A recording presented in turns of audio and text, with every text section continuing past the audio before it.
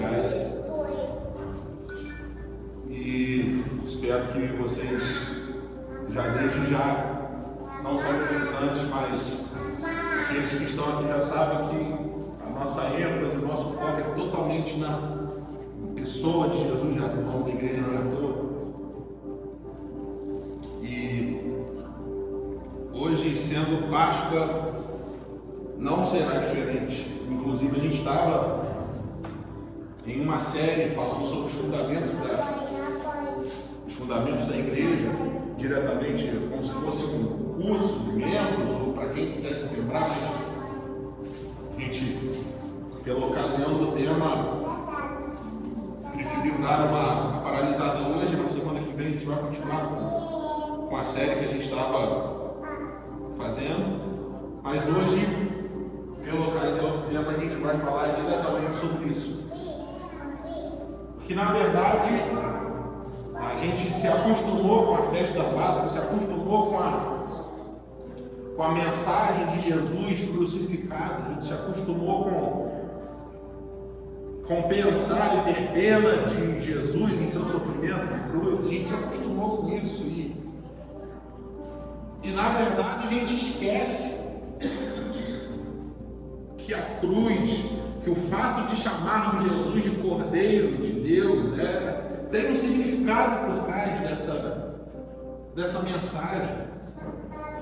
O significado é universal para todas as pessoas de todas as culturas, mas a mensagem em si não é universal.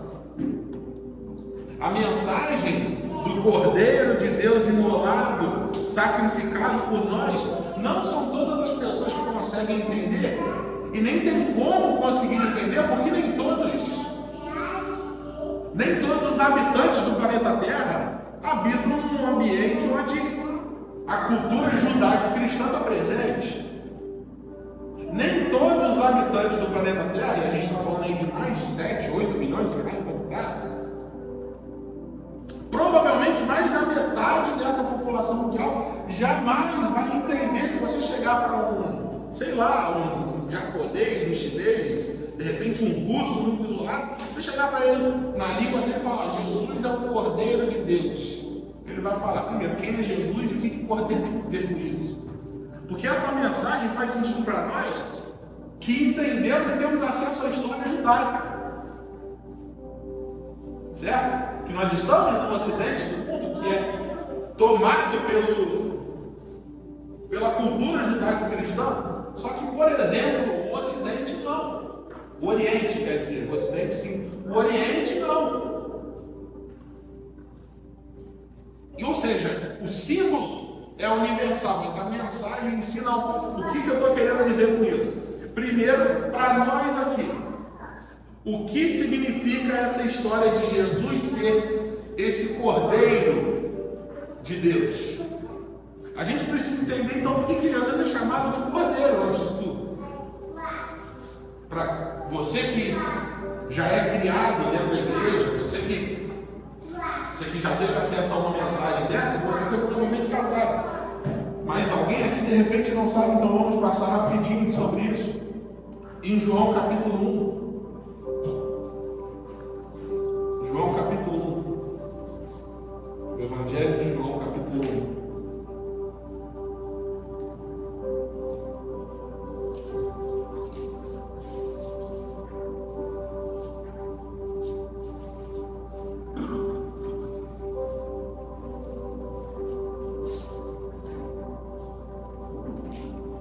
No versículo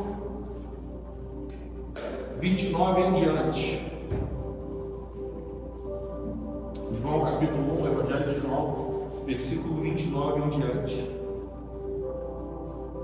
No dia seguinte de um acontecimento anterior, João Batista viu Jesus aproximando-se e disse: quando olhou Jesus, ele apontou para Jesus e disse: vejam, é o Cordeiro de Deus que tira o pecado do mundo, como cantamos aqui.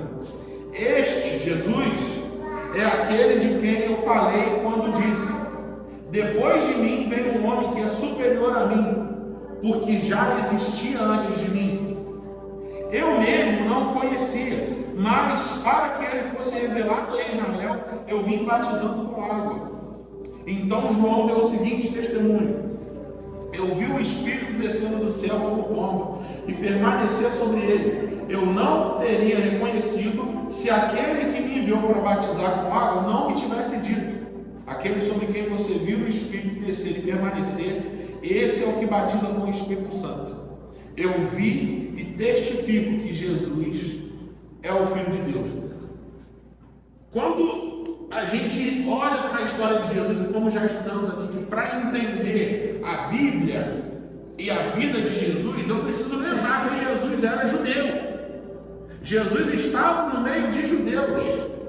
Jesus estava no meio de uma cultura judaica. Se eu olho para Jesus e tento entender Jesus como um brasileiro, como um japonês, como um belga, sei lá, eu não vou conseguir entender alguns termos, algumas colocações, não vou conseguir entender. Então eu tenho que olhar para a história de Jesus, quando eu vou ler a Bíblia, eu preciso lembrar que Jesus era judeu. E dentro do judaísmo nós encontramos esses termos aqui. O que significa então esse termo? Cordeiro de Deus. Está totalmente associada com a história da Páscoa. Totalmente associada com a história da Páscoa. E a Páscoa é uma festa originalmente judaica, caso vocês não saibam. Vamos lá para a gente entender esse termo, Cordeiro de Deus que tira o pecado do mundo, que João Batista usou aqui. Vamos abrir no momento onde a festa da Páscoa foi criada por Deus. Se eu não me engano, está em Êxodo. Eu perdi todas as referências, gente. Deixa eu achar aqui. Em Êxodo, capítulo 1, isso aí. Oi? Em Êxodo mesmo. É em Êxodo, né?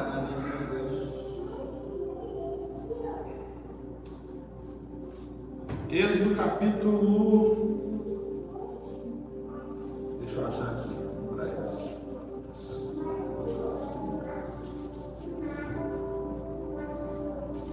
Êxodo capítulo 12.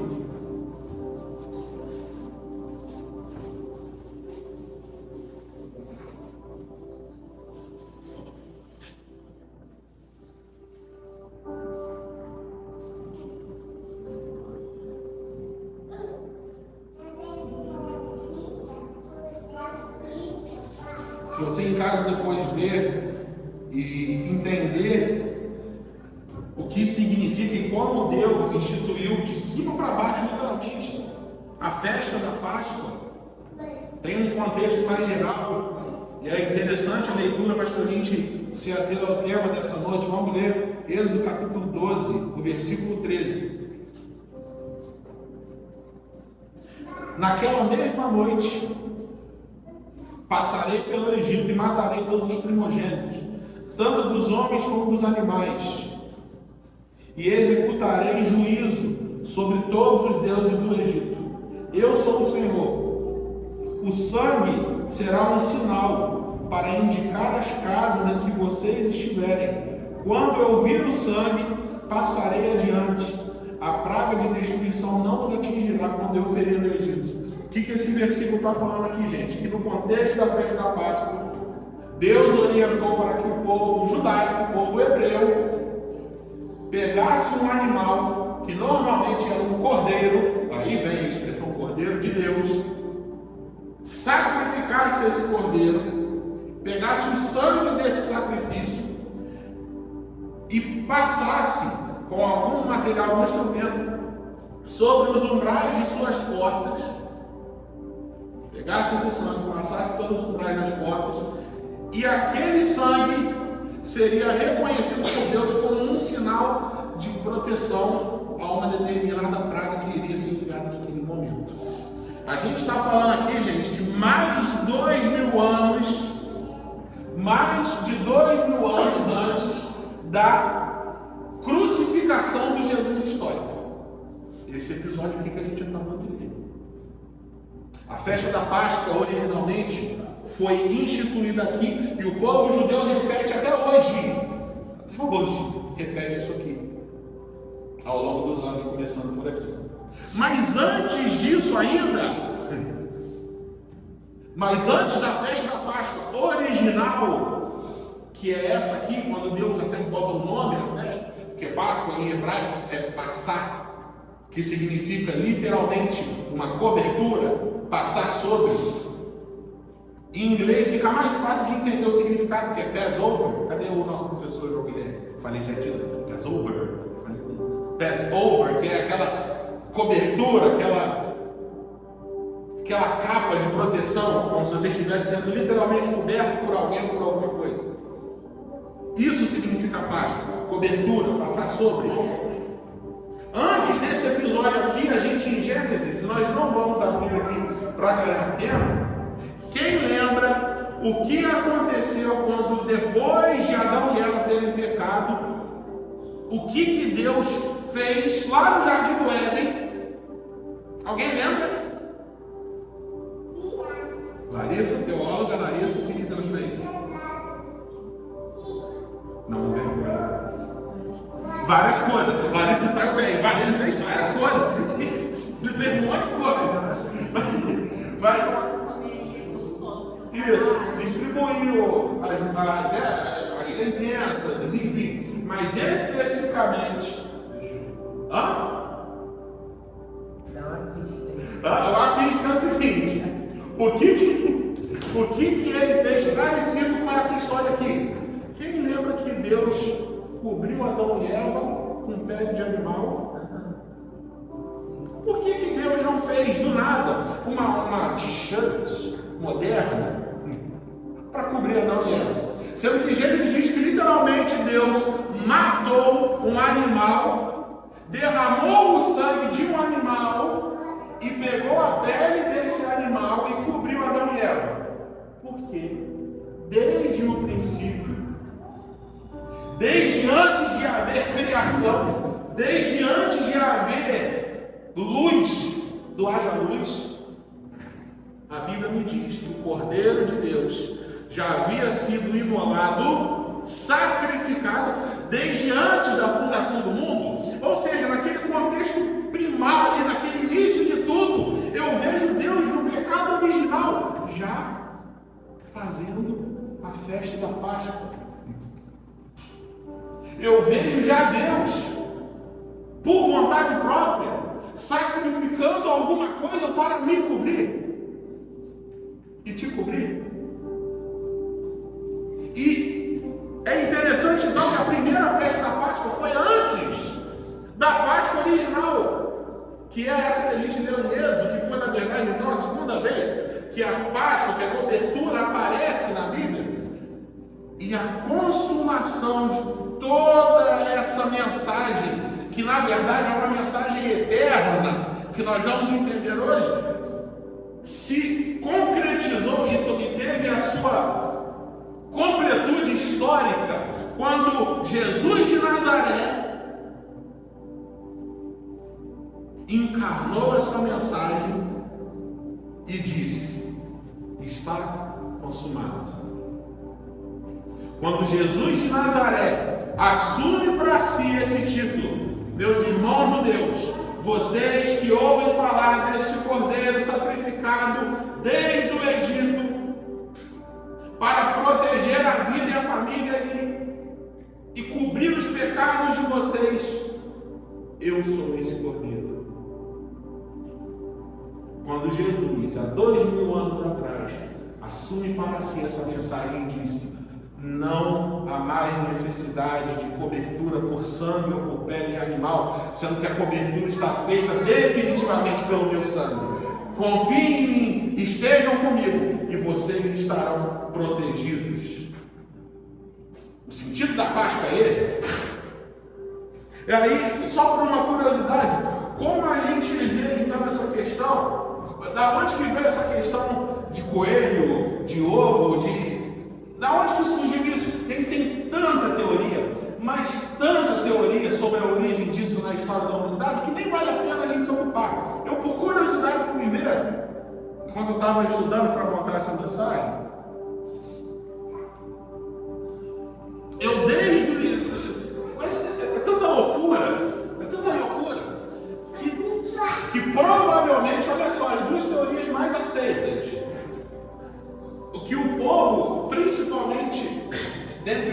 enfatizavam essa mensagem, mas o povo da Pérsia, antiga, pré-cristã, acreditava que o mundo, que o universo tinha surgido de um ovo. Vocês sabiam disso? O mundo tinha surgido de um ovo, literalmente um ovinho de galinha. E naquele tempo começou a tradição de, no fim do inverno, as pessoas trocassem ovos de galinha como presente. E adiantar, e da onde surgiu o coelho? Porque coelho nem ovo bota. A tradição cristã diz que quando Maria Madalena, que achou a tumba vazia, foi ela, né?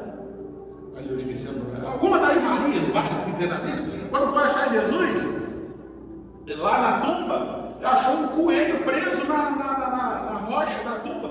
Sabe-se lá se isso é verdade? Aí você vê a quantidade de teorias que tem, não importa. E já tem problema, então eu dar um ovo de Páscoa para um amigo meu? Não, é óbvio que não tem problema. Eu vivi uma época e crente no início dos anos 2000, até 2010, era muito religioso, que também nada me acreditava. O fato de você dar um ovo de chocolate para alguém significava então que você estava comemorando uma festa pagã, pelo amor de Deus. Óbvio que não. Óbvio que não. Mas enfim, se a gente entende então que o sentido original da Páscoa é o que? Hoje, para nós, significa, numa mensagem completa e total, a morte e a ressurreição de Cristo. Mas quais são os efeitos práticos da morte e da ressurreição de Cristo?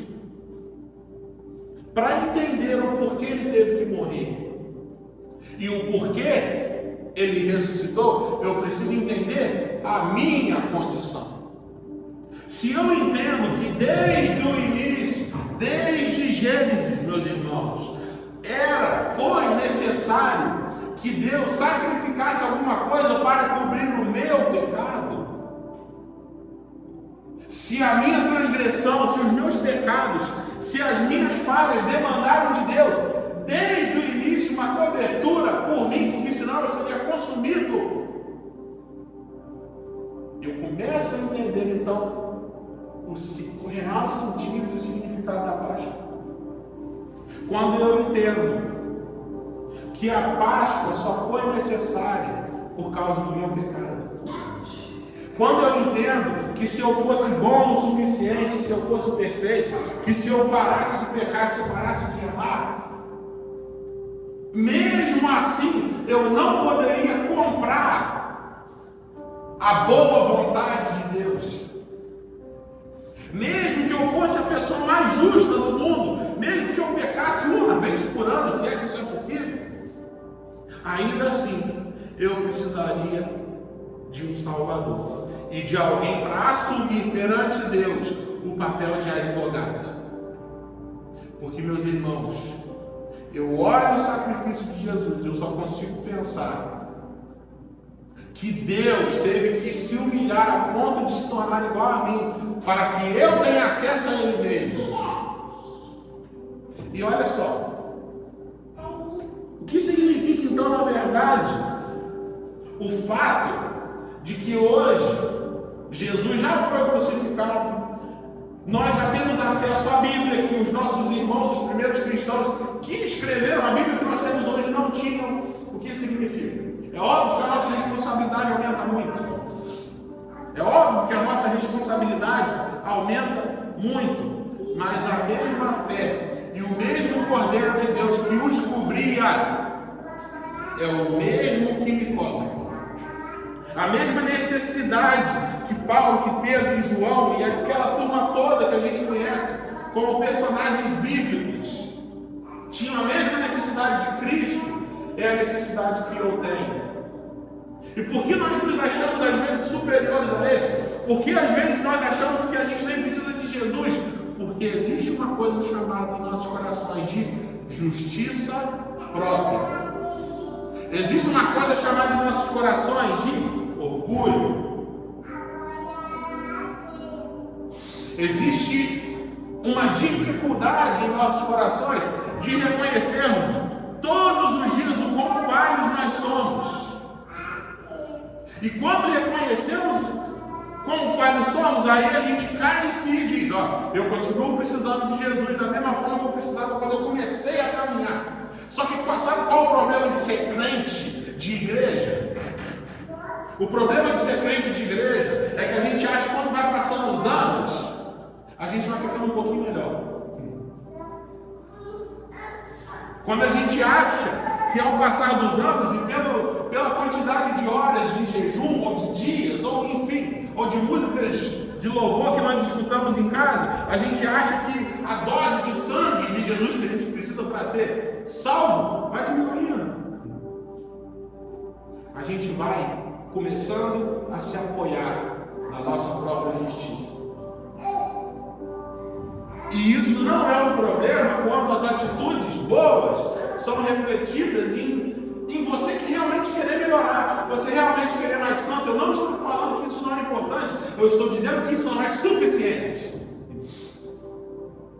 Jamais será suficiente. E isso é para quem tem 30 anos de igreja e para quem se converteu ontem.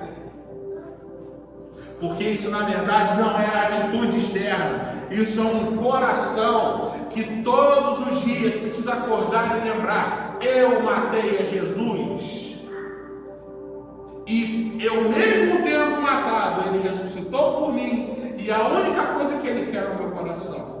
E hoje é mais um dia que eu me converto a esse Senhor e Mestre.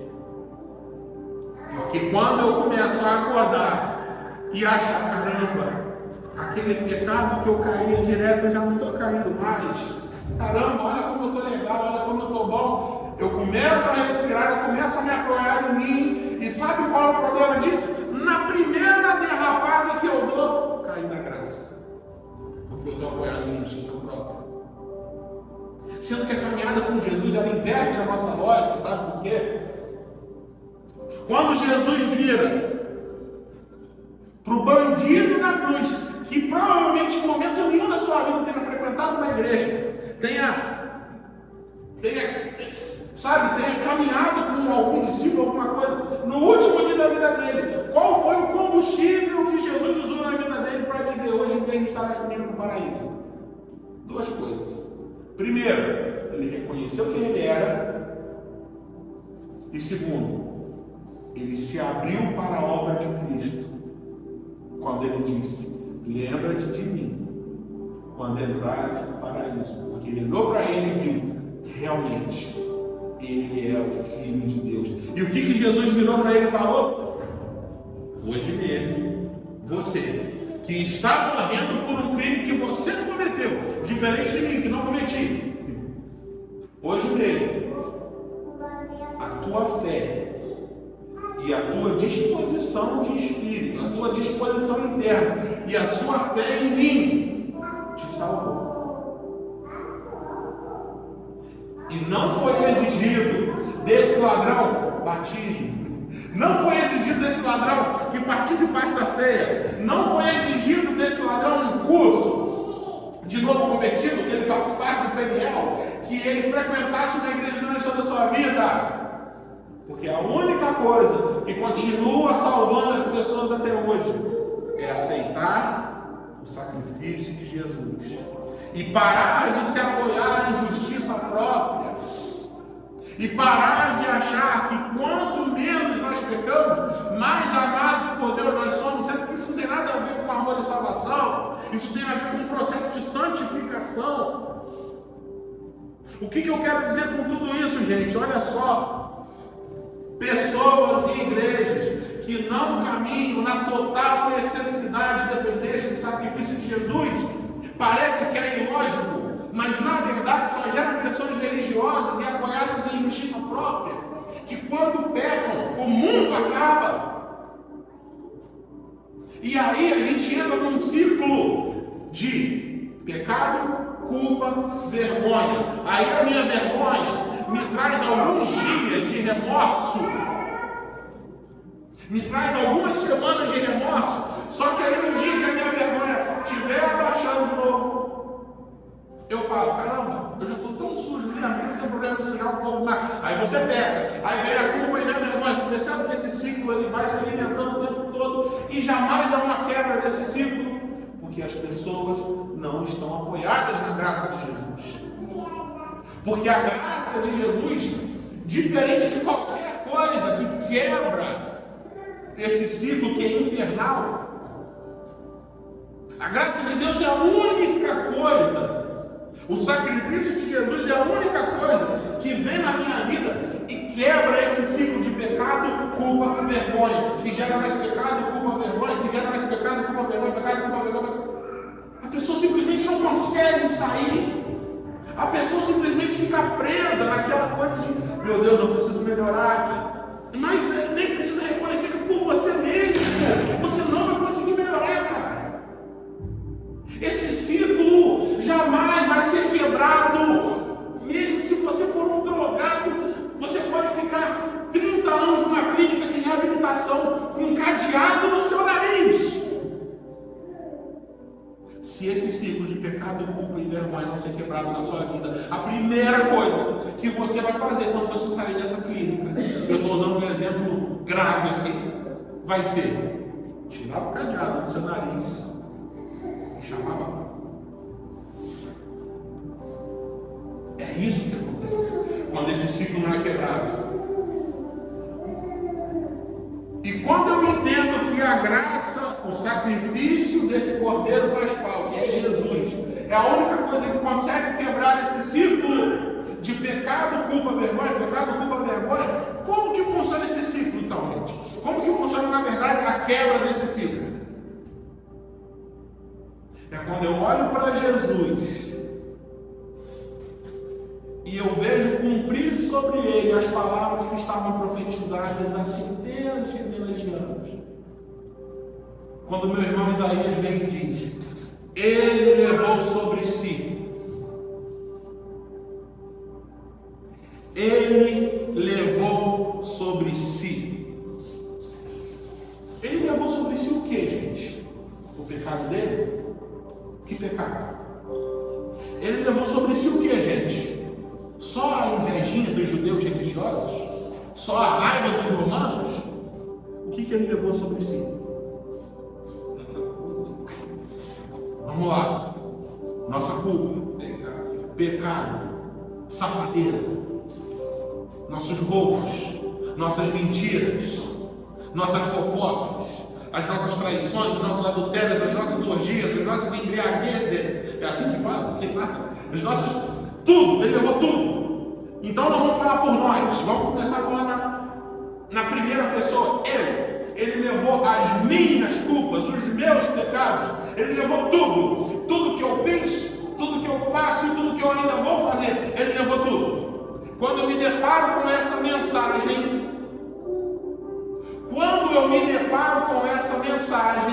qual que é a primeira coisa que vem a mim? Peraí, por que ele fez isso? Por que ele fez isso? Ele não me conhecia, eu não conhecia ele, muito pelo contrário, eu passei a minha vida inteira sem saber, sem nem viver como ele queria. Aí a gente se depara, dentro daquele ciclo de pecado, culpa e vergonha, eu me deparo com alguém que chega para mim, que estou totalmente inserido nesse ciclo de pecado, culpa e vergonha, e ele diz para você, olha só, se você quiser, tudo, gente, isso constrange, tá? Então, você vai se dar uma remexida aí na cadeira de, não, é assim. Quando ele chega para mim e fala, olha só, aos olhos do Pai, tudo aquilo que você fez, tudo aquilo que você ainda vai fazer, quando o Pai olha, ele acha, ele considera que eu, Jesus, fiz. Jean, você não sabe o que eu fiz. Eu não preciso nem saber, mas Jesus sabe, e aos olhos de Deus, Jesus que fez. Vamos ser prático aqui? Jean, essa semana eu traí a minha esposa.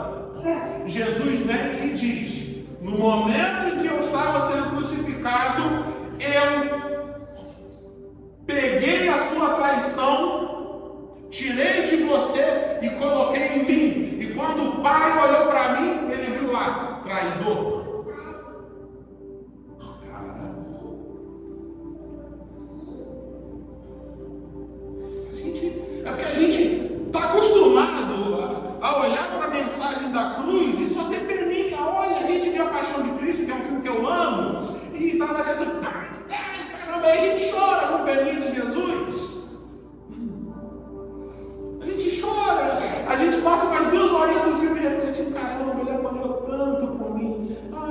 ele, que legal, ele ressuscitou, Jesus ressuscitou, estamos livres. Livre de quê? Livre de quê? Pena a gente sente de cachorro que toma banho com água quente na frente de comércio, gente. A gente precisa entender que Jesus só apanhou daquele jeito, Jesus só morreu daquele jeito, porque ele precisou pegar os carimbos do pecado que estava sobre mim, ter cravado nele. E no momento de sua morte, ele levou sobre si o que era meu. Vocês estão entendendo a profundidade da parada? De que a gente precisa parar de ter pena de Jesus e começar a ter pena de nós mesmos. Mas não é a pena de nós mesmos que produz no máximo um remorso que dura algumas semanas. Porque isso é remorso. O arrependimento é saber, quando deslizamos, Jesus, eu não quero mais isso, pelo amor de Deus.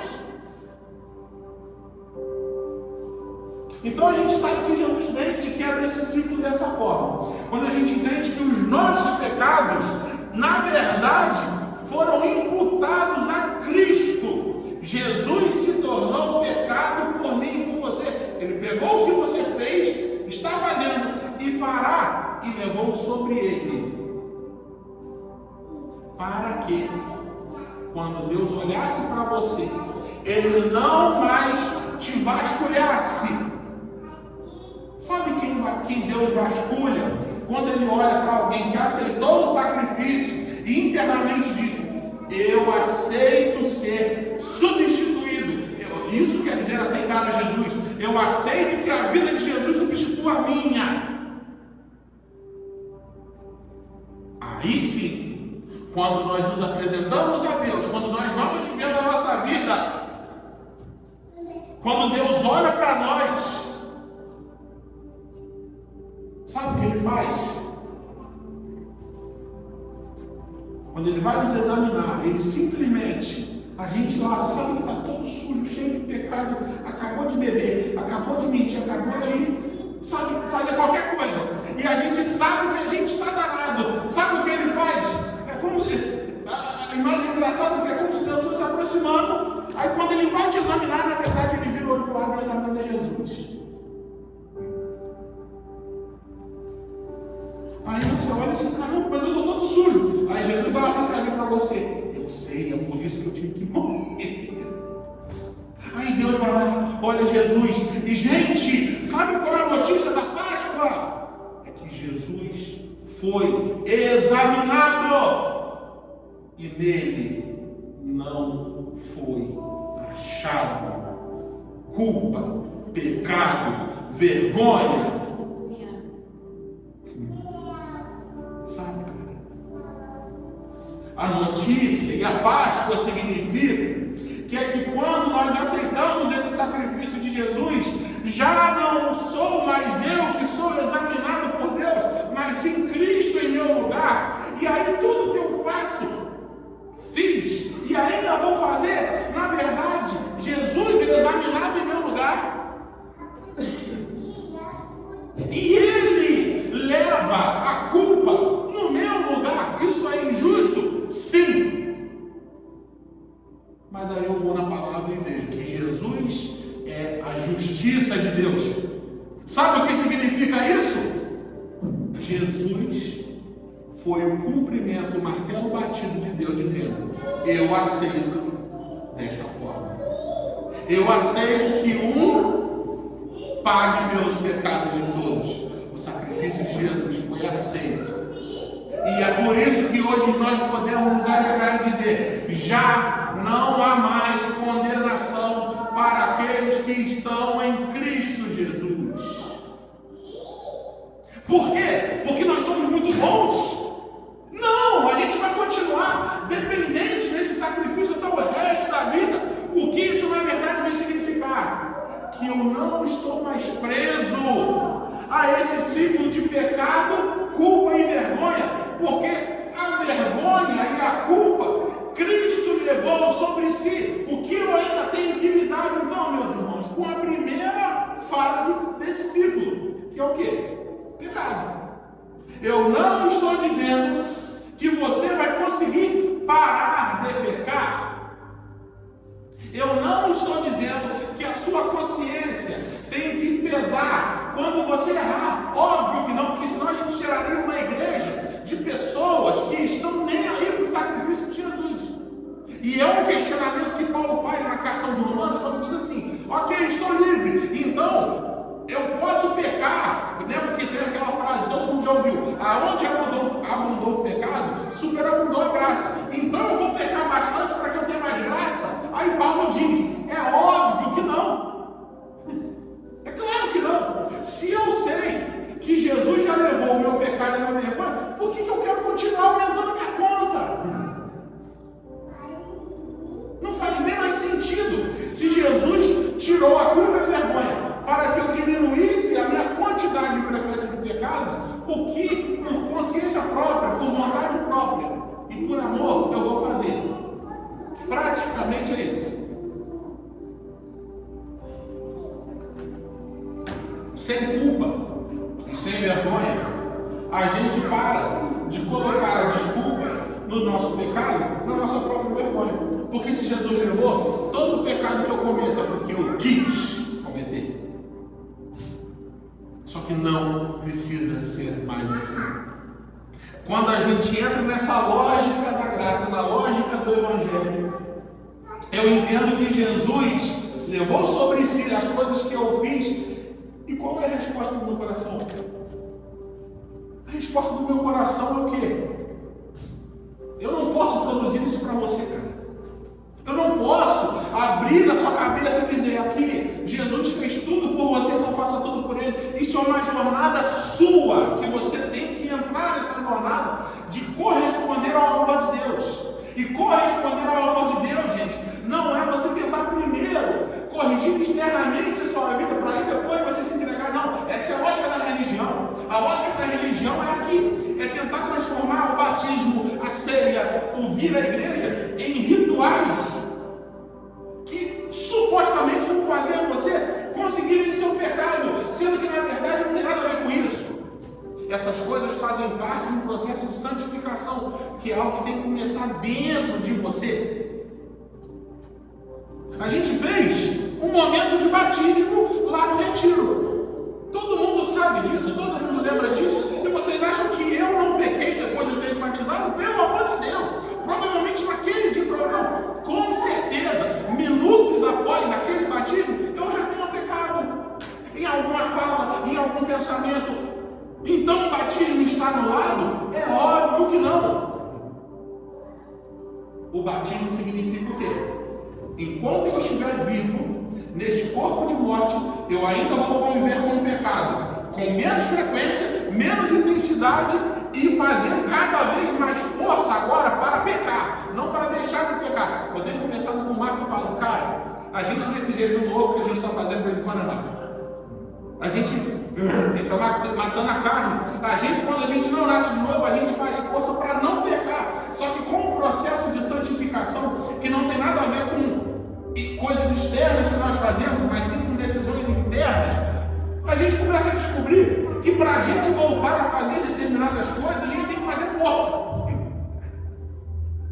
O que antes a gente fazia naturalmente, se matava, se estragava no pecado. Hoje é o contrário, a gente tem que fazer força para fazer aquilo. E quando a gente faz, meu Deus, aí a gente faz igual Paulo: miserável homem que sou. O que eu não quero fazer, aquilo fica me perseguindo o tempo todo. O que eu quero fazer, eu não consigo fazer. Só que o processo de santificação, que não é externo, é interno, ele me faz cada vez mais ter força contra o pecado. E é o que fazemos externamente somente reflete uma decisão interna, que é o quê? Eu quero ser digno do meu Senhor, que morreu numa cruz por mim, levou o meu pecado, a minha culpa e a minha vergonha e me fez livre para que eu não precise continuar preso ao pecado. Mas enquanto nós, como cristãos, como crentes de igreja, não quebrarmos a lógica do pecado, culpa e a vergonha, a gente não vai conseguir se livrar do pecado. E sabe porque muitas igrejas hoje têm medo de pregar a mensagem da graça? Porque a mensagem da graça parece muito liberal aos ouvidos. Se eu chego para uma pessoa que quer continuar pecando e eu falo para ela, olha só, Jesus levou tudo. A pessoa ouve aquilo e fala, se Jesus levou tudo, então assim, se eu fizer alguma coisa, a culpa não é minha, a culpa é de Jesus. É isso aí. Então a pessoa sai, mete o pé na jaca mesmo, já que não.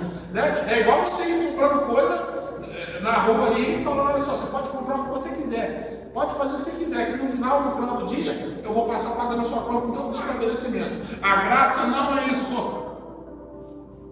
A graça não é isso. A graça, sabe o que é? É você ter a informação de que, na verdade, você poderia, só que você não está mais consumido pelo sistema, que me diz o quê? Cara, está tudo disponível, mas o que está disponível vai me matar. Então eu, conscientemente, por amor, não vou fazer. Mesmo que aquilo não me traga fogo do céu, mesmo que aquilo não me mate, mas se eu repito, se eu faço, eu me estrago como gente, eu me estrago como marido, eu me estrago como pessoa. Mas já que Jesus levou tudo, por que eu não posso fazer? Você já se respondeu porque você quer se estragar? Você quer ser uma pessoa ruim? É isso que você quer? A resposta de Jesus é: você pode ser uma pessoa ruim. Só que você não precisa mais, cara. Porque a pessoa ruim que você poderia ser, eu já fui por você na cruz. E Deus já julgou em mim o seu pecado. E sabe por que as igrejas, como eu disse, têm medo de pregar isso? Porque acham que esse tipo de mensagem incentiva o pecado. E a minha resposta para esse tipo de coisa é o quê? Esse tipo de mensagem só incentiva o pecado em corações que já estão condenados, meu irmão. Porque se você ouve uma mensagem que te diz que Jesus levou o pecado e cumpre vergonha, e você sente, agora eu posso fazer tudo, isso está revelando o seu coração. Um coração que vai, como Paulo disse, se apoiar, vai expor Jesus à vergonha novamente, por ignorar o sofrimento de Jesus, justamente pelo que o matou. Você quer então continuar pecando mais? Não é assim. O que as pessoas, os cristãos que têm medo de pregar a graça não entendem é que não há outro método disponível da parte de Deus para vencer o pecado. O método continua sendo e sempre será aceitar que Jesus já levou ele por mim. E aí sim, na minha cabeça e no meu coração, eu começo a entender que eu já não estou mais preso nessas coisas. E por vontade própria, sem ninguém ficar tentando me controlar, sem ninguém tentando botar um cadeado no meu nariz ou na minha boca, eu falo, não, eu simplesmente só não quero. E antes de Jesus, a gente não tinha essa escolha. Agora, com Jesus, sabendo que eu não tenho mais direito de sentir vergonha pelos meus pecados, eu tenho que sentir arrependimento pelos meus pecados. Vergonha não, porque a vergonha Cristo levou. Eu não tenho que sentir mais culpa pelos meus pecados. Eu tenho que sentir arrependimento pelos meus pecados, porque a culpa Ele levou também. E o arrependimento é a única coisa que tira esse elemento inicial do ciclo de agora, que é pecado, culpa e vergonha. E aí o arrependimento me faz pecar cada vez menos, com menos intensidade. Quando a gente estava fazendo uma reunião de sexta-feira com alguns jovens, eu refletindo sobre isso, eu cheguei. O processo de santificação não é parar totalmente de pecar, porque isso é impossível. O processo de santificação é quando você olha para a sua vida e vê que você está pecando cada vez menos, com menos intensidade, e é até engraçado falar isso, mas caindo em em pecados diferentes. Por quê? Se você está tropeçando sempre na mesma pedra, tropecei. Aí você vai olhar para trás e é a mesma pedra. Então, peraí. Isso não é santificação, isso é safadeza. Se é para pecar e que nós vamos pecar, que seja com coisas diferentes. Por quê? Porque nós estamos sendo tratados naquelas coisas agora. Quando a gente fica caindo sempre na mesma coisa, tem alguma coisa errada. Eu ainda não iniciei o meu processo de santificação. Mas, Jean, eu frequento a igreja há anos. Eu oro, eu leio a Bíblia e continuo. Porque você ainda não entrou, com certeza, no ciclo da graça. E qual é o ciclo da graça? Eu sei que eu não preciso mais sentir culpa e nem vergonha pelo meu pecado. E por causa disso eu consigo pecar menos. É simples assim. A questão para nós é, e hoje, aí sim, agora estou me encaminhando para o final da mensagem. Semana passada eu falei isso 7 vezes, eu não terminei, falei 7 vezes. A questão toda é, então, frente a essa mensagem, qual será a sua resposta? Qual será a minha resposta?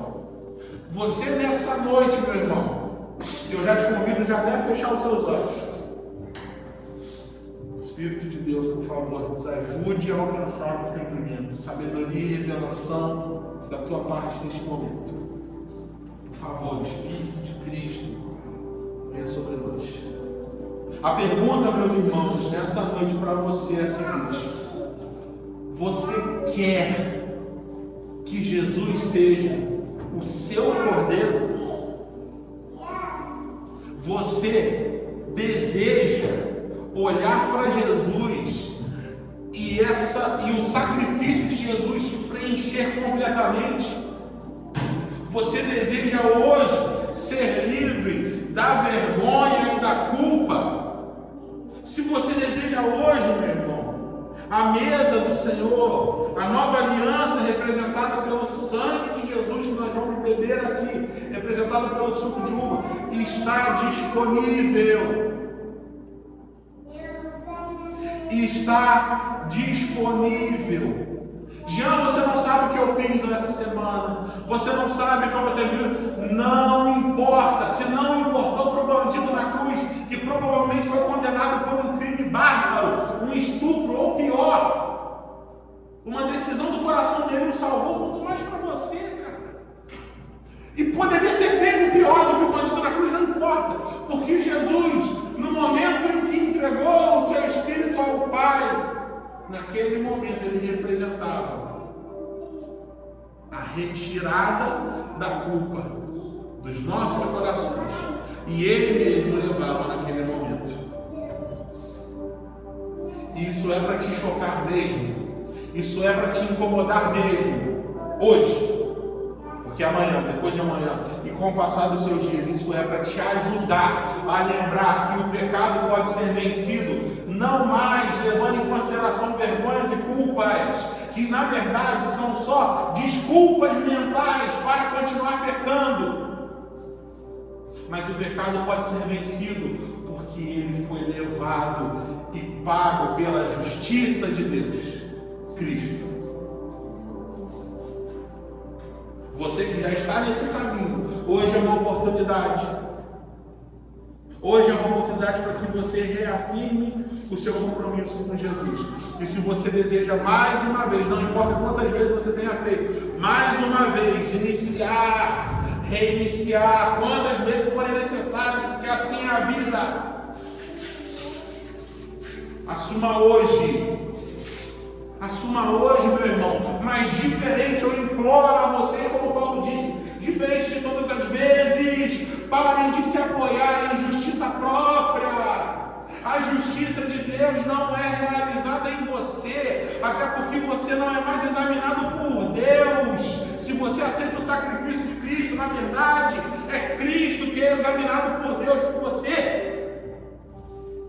Ou seja, mesmo que até hoje a sua vida só seja de erros, se você aceitar isso hoje, meu irmão, você precisa entender que você será achado santo, inculpado e livre de qualquer condenação, não porque você é bom, mas porque Jesus foi bom. Isso é a Páscoa. Isso é o Evangelho. E é isso que me faz ter a capacidade vinda da graça de vencer, aí sim, os meus pecados.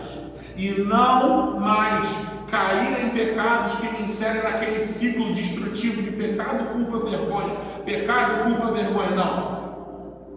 Mas é entender que quando eu erro, eu estou errando cada vez menos, porque eu quero ser igual a Cristo, porque Ele me amou primeiro. Vamos distribuir a ceia aqui, meus irmãos? Quem vai distribuir a ceia? Eu espero que nenhum de vocês rejeite o pão e o suco. Na Cristocêntrica nós não passamos por batismo antes de ceiar. Isso aqui é um símbolo, isso aqui não é um sacramento. Isso é um símbolo do sacrifício de Jesus. Então, mesmo que você... O critério para você tomar a ceia é se você quer usufruir dos benefícios do Evangelho e da graça de Jesus. É esse o critério. Então não rejeite. Se você estiver rejeitando, você está simbolizando isso. Então não rejeite. Só participe da mesa do Senhor que pode te livrar hoje. Por favor. A ceia vai ser distribuída.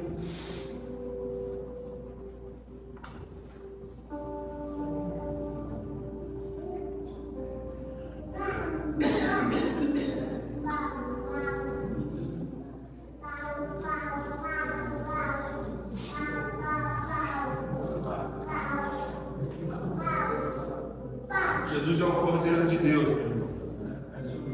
Jesus é o Cordeiro de Deus. Jesus é o Cordeiro de Deus com sua vida. Jesus é a Páscoa consumada. Jesus é a cobertura.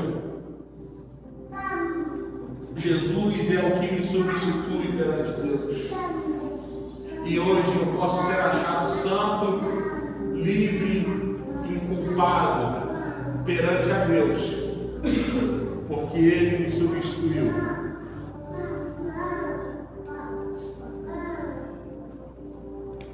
Jesus me substituiu.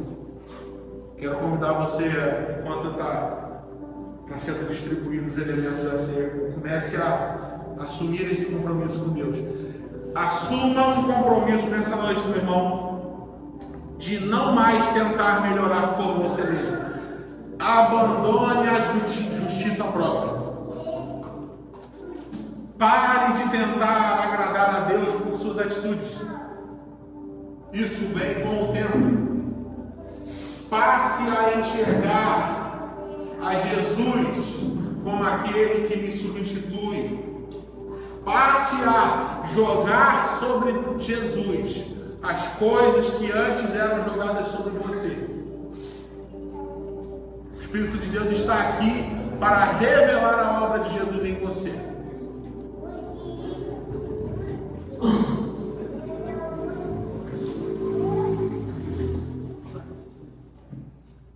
Vamos fechar os nossos olhos e enquanto eu vou colocar uma música aqui, eu quero orar com algumas pessoas. Mas você conhece? Pode fazer? Vamos fechar os nossos olhos e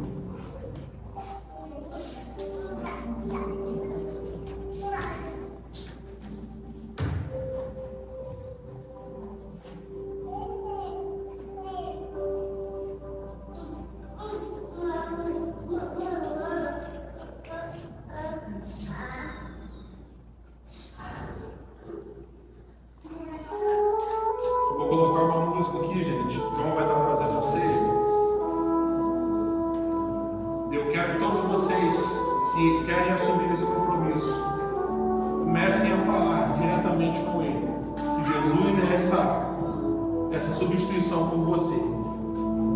Se você sentir de orar para alguém como eu vou fazer agora, pode orar enquanto o João vem fazer a ceia. Dá para fazer?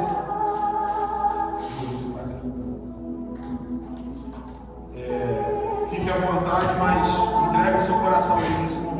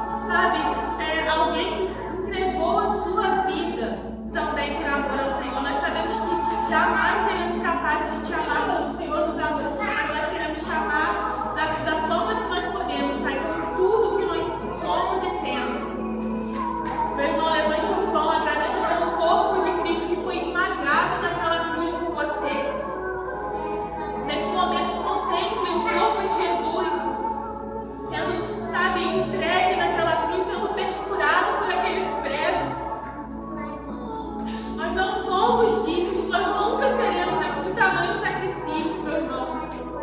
Mas Ele decidiu se entregar por nós, por amor, por obediência ao Pai. Por isso, agradeça ao Senhor, porque hoje você tem vida, porque Ele entregou a sua vida. Vamos comer juntos o pão.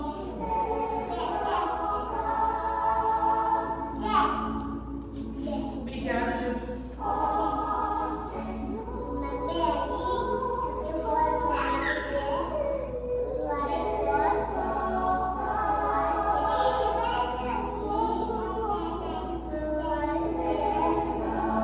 Da mesma forma, levante o suco de uva que simboliza o sangue de Jesus que foi derramado até a última gota naquela cruz. Sem reservas, não sobrou nada. Todo o sangue de Jesus foi derramado por nós, meu irmão. E hoje você pode cear, você pode, sabe, se alimentar do corpo e do sangue de Cristo. Não há nada mais forte e poderoso do que isso. Por isso seja grato, porque é esse sangue que purifica, e esse sangue que nos liga e nos torna uma família, onde Jesus, sendo o único Filho de Deus, se tornou primogênito para que hoje nós fizéssemos parte dessa grande família. Agradeça pelo sangue de Jesus, agradeça porque esse sangue nos lavou dos nossos pecados e nós podemos hoje contemplar a santidade de Deus, e contemplando essa santidade nós somos transformados. Vamos tomar esse suco que simboliza o sangue de Jesus, como se estivéssemos sendo lavados mais uma vez, como somos lavados todos os dias pelo sangue de Jesus. Agradeça ao Senhor por esse sacrifício.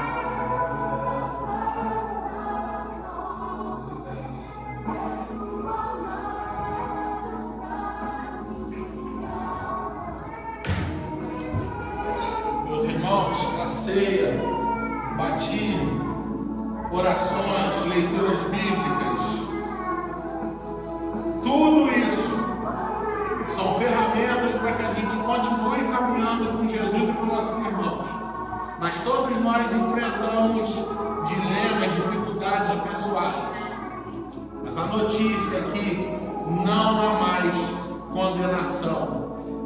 Agarre isso com todas as suas forças, meu irmão. Se livre nessa noite, a partir de hoje, de toda a justiça própria. Pare de tentar melhorar por você mesmo e só se jogue mesmo na cruz. Seja crucificado junto com Ele e renasça no domingo. Ressuscite no domingo com uma nova criatura. Amém? Vamos chamar o pessoal do louvor.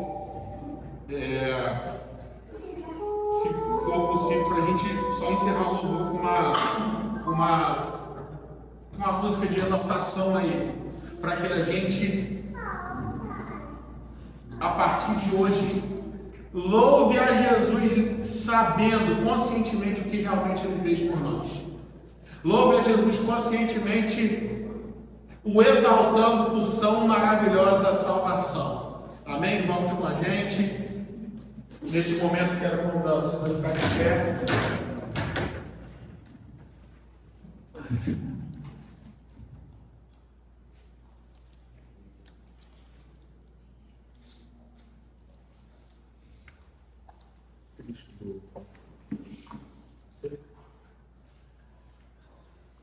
A gente vai cantar com todo o entendimento, irmãos, com todo o que somos, e exaltando mesmo, se alegre pelo sacrifício dele.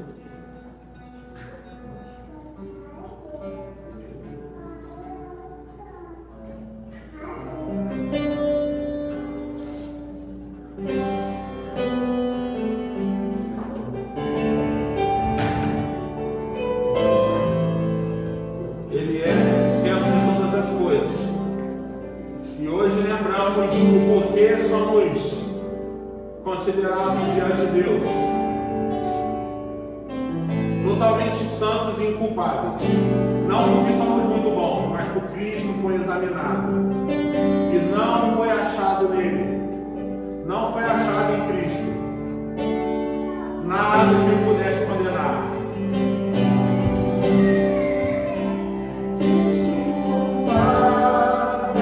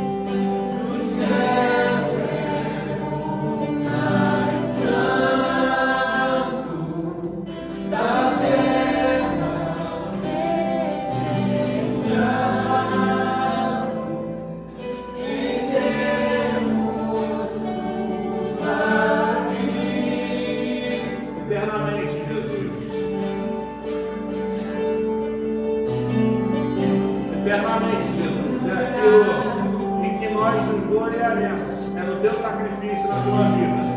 Não há em nós glória nenhuma. Não há em nós justiça própria nenhuma. Apoiados em teu sacrifício na tua vida, Senhor. Nos comprometemos com esse processo de santificação. Não mais de fora para dentro, mas de dentro para fora. Até que chegue aquele dia em que seremos encontrados em teus olhos. Todos juntos, a imagem e semelhança do Senhor. Essa é a nossa esperança. Enquanto não somos livres do pecado definitivamente, esse dia será o dia em que morrermos, encontrarmos com o Senhor contigo nos ares. Seremos os melhores que poderemos ser. Não por nossa justiça, mas pela tua. Isso é o Evangelho, meus irmãos. Isso é a Páscoa. Amém? Glórias a Deus.